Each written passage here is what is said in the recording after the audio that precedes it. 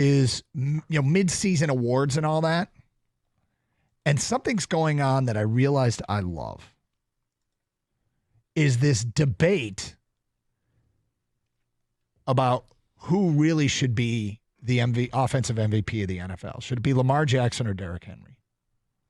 I love this. I absolutely love it because it came up again last night during the broadcast. I was working my way through some midseason stuff this morning before the show, and I saw it again there. And we did it yesterday, and I realized I picked Lamar, you picked Derrick Henry, and Kang picked Jared Goff. No, I picked Lamar. I have him backwards. I picked Derrick Henry, you picked Lamar. Sorry, yeah. Kang picked Jared Goff. And I want more debates about Lamar and Derrick Henry. More and more and more. Please keep debating over those two. Because there's one thing we've discovered about our quarterback. He hears all this. One of my favorite moments in retrospect in learning about Jared Goff, you remember all the calls we'd get about how he can't throw the deep ball? Right. So I always like to say to interview subjects, would you prefer that? I haven't said this to Goff. I never said it to Goff, but it's always been my approach. Can I ask you the questions that listeners ask us? Because here's the I'm answering these questions, but I really don't know, and you obviously know. So if I ask you what listeners ask us, then you can you can inform me response, too, and all that. And usually when I say, "Can I ask you all the questions listeners ask us?" people say no, and I go, "Okay." But then I am.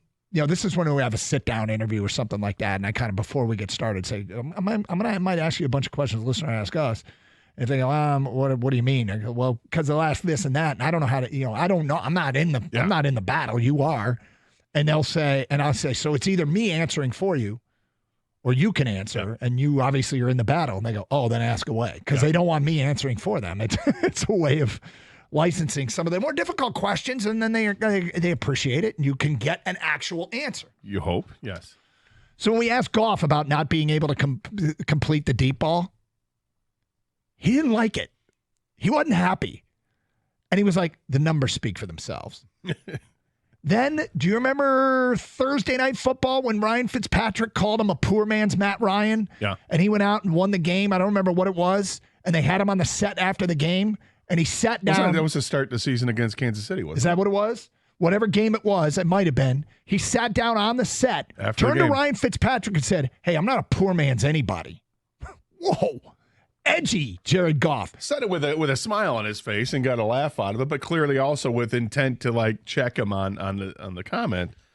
And the funny thing is, no offense to Matt Ryan, right? Yeah, Matt Ryan's a pretty good quarterback. Good quarterback and might be a Hall of Fame quarterback, but nonetheless, it's perceived as a shot. And I love what Jared Goff's done as a Detroit Lion. I mean, the growth and you saw it in the first year. There were growing pains getting used to this offense and getting used to having a team on his shoulders again, because it was taken away from him in Los Angeles. And it's such a young team to work with here. Not a whole lot to work with at the time. And then things clicked halfway through that season. In the last 7 games of the year, he was awfully good. The following year, he was good from the get-go. And the team got really good down the stretch. He was great, and then the team got great. Not great enough to make the playoffs, but enough to put everybody on notice. And then last year, from moment one, you knew this was a team to be reckoned with, and he was fantastic. This year started off a little slow, and now he's on a record-setting pace with what he has done over the last 6 games of the season. It's been incredible, and he has answered the bell. He's answered the critics. He can't throw downfield. Oh, really? Have you not seen these perfect passes downfield to Amon-Ra or to Tim Patrick or to J-Mo earlier in the year? He's been throwing the ball downfield just fine. He knows the offense. I don't care that he doesn't sit back there and chuck it like Dan Fouts used to in the 80s when he's just heaving it up in the air downfield. I love that. But, I mean, that's the thing. Dan Fouts, every pass was that deep. Dan Fouts was a quarterback. He was the first guy to throw consistently for 4,000 yards in the season. But Jared Goff is of the mindset, I'll take my shots when I need to take my shots. Right now, I don't need to throw 50 yards downfield. I got this guy cutting across the field on a 10-yard route that's going to turn into 50 yards. That's how we play football. I know when I need to. Here's a little something for you. Boom. And then he throws it for 40 yards downfield, and they get a touchdown out of it. He's just fine. Do you remember, of course you do, Sunday night, Aaron Andrews with Jared Goff on the field after the game? Hey, I thought we couldn't win outdoors. We're supposed to be a dome team, right? He hears all of this. So please, national media, keep debating Derrick Henry or Lamar Jackson.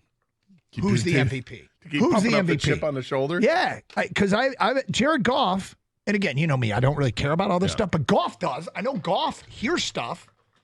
Goff wants to win. Let's not be fooled. But look, I'm not trading Jared Goff, but I'll say it. Lamar Jackson's the MVP of the league. You hear that, Jared? I said it. You hear that, Jared Goff? I said it. I'll say it again.